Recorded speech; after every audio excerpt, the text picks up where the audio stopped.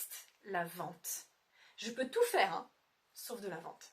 Je vous rassure tout de suite, hein, moi ça a été mon cas pendant près de 40 ans. Et puis j'avais cette mauvaise image du charlatan qui essaye de vendre de la glace à un esquimau, quoi. Pour moi, la vente, c'était forcer un client à acheter quelque chose. Et il y a un peu plus de 10 ans maintenant, je suis rentrée dans une activité où la vente peut faire partie de nos attributions. Alors évidemment, quand j'ai commencé, j'ai dit non, moi la vente, mais même pas en rêve. Je ne suis pas un charlatan, je ne vendrai pas.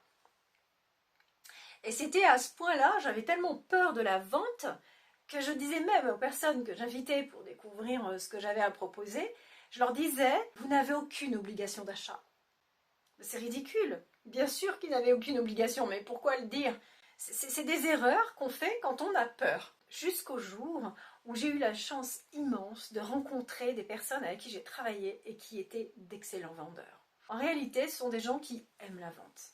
Ils aiment ce métier et ils me l'ont transmis. J'ai beaucoup de gratitude pour ces personnes-là. Donc en réalité, j'ai réalisé qu'être un bon vendeur, c'était avant tout être à l'écoute de l'autre et répondre à son besoin. Si bien sûr, je peux répondre à son besoin.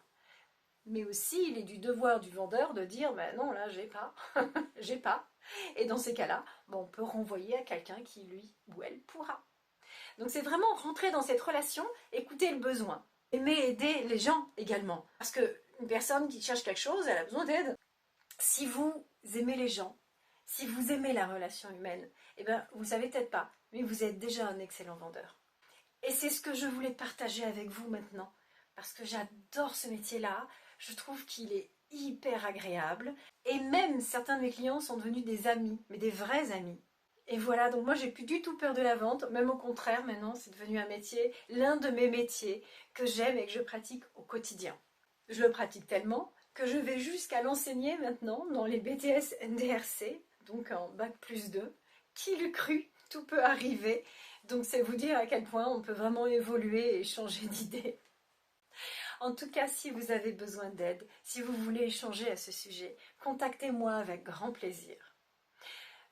Prenez soin de vous, à très bientôt. Au revoir.